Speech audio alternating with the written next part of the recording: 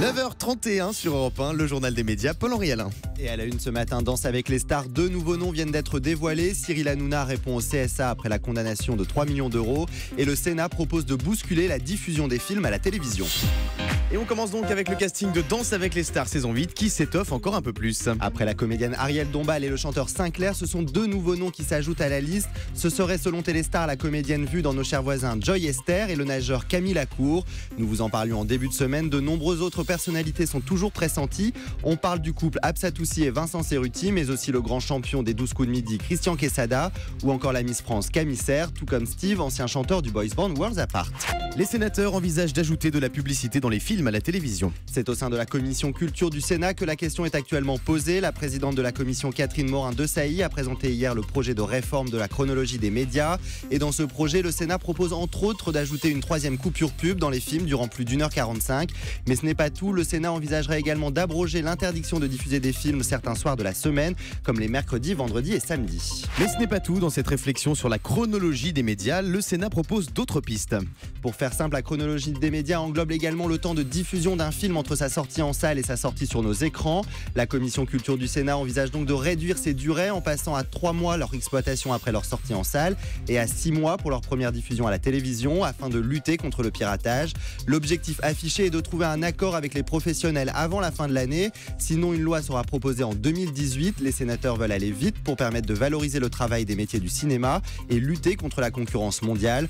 Plus précisément, c'est toute une série d'ajustements que souhaite proposer le Sénat, avec par exemple des diffusions avancées sur le net ou à la télévision, mais variables si le film n'a pas rencontré de succès. Le choix du support de diffusion pourrait également faire partie de ces ajustements.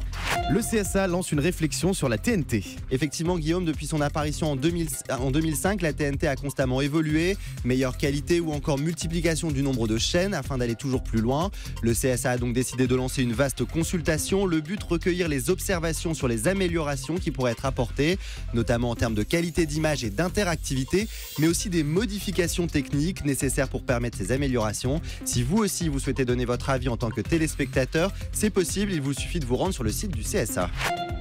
À l'occasion des 20 ans de la mort de Lady Di, les chaînes multiplient les hommages à la princesse. Le 31 août prochain, nous célébrerons les 20 ans de sa disparition. À l'occasion, les chaînes commencent donc à annoncer plusieurs soirées spéciales à venir dans les prochaines semaines afin de rendre hommage à la princesse. C8 diffusera un documentaire inédit produit par Mathieu Delormeau le 17 août prochain. De son côté, France 3 n'a pas dévoilé de date de diffusion mais annonce la sortie d'un documentaire produit par Gérard Miller. En juin dernier, c'est Ophélie Meunier qui avait ouvert le bal avec son enquête Mort de Diana, l'incroyable révélation. Et il y a quelques jours, c'est en Grande-Bretagne que les fils de la princesse Harry et William se sont livrés pour la première fois dans un documentaire inédit diffusé sur la chaîne ITV. Les 2 humoristes de quotidien, Eric et Quentin, reviennent sur le flop de leur film. Bad Buzz, le titre de leur premier long métrage, était sûrement prémonitoire. Avec moins de 50 000 spectateurs, le film n'a pas su trouver son public. Mais les 2 humoristes de quotidien se défendent dans les colonnes du magazine Technicart et ils sont fiers de leur film et ils ne regrettent rien. Selon eux, ce n'est pas un accident industriel car il s'agit d'un film à petit budget. Ils soulignent également les nombreux critiques qui n'auraient pas vu le film. Un brin optimiste, ils gardent l'espoir que peut-être un jour le film deviendra culte. C'est étonnant parce que le film avait bénéficié d'une belle promotion, notamment sur TMC et dans Quotidien, l'émission de Yann Barthès, Eric et Quentin, donc les 2 humoristes qui reviennent sur le flop de leur film Bad Buzz. La série Big Little Lies aura bien une nouvelle saison. J'ai failli dire une bêtise. Que les fans de la série portée par Nicole Kidman et Reese Witherspoon se rassurent, il y aura bien une saison 2 pour la série Big Little Lies. C'est le directeur des programmes de la chaîne HBO qui a lui-même confirmé l'information lors d'une conférence de presse. Il a demandé à l'auteur de la série de plancher sur la suite.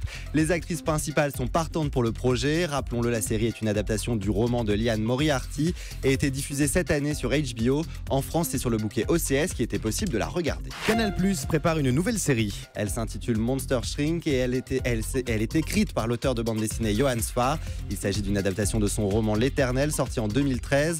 Les tournages devraient débuter l'année prochaine. Au programme de cette fiction, 8 épisodes dans lesquels nous suivrons les aventures de Rebecca Brooke, une New-Yorkaise qui vient de perdre son mari. Et ce n'est pas la première fois que Johann Sfar écrit pour la télévision ou le cinéma. Il avait, souvenez-vous, scénarisé entre autres Gainsbourg Vie héroïque en 2010. On termine avec le chiffre du jour. 216 millions comme 216 millions d'euros, la somme que va débourser le groupe M6 pour acheter le groupe RTL. C'est une information révélée par le Figaro. Annoncée depuis quelques temps, cette fusion devrait prendre effet prochainement. Merci beaucoup Paul-Henri, c'était le journal des médias. Bon week-end.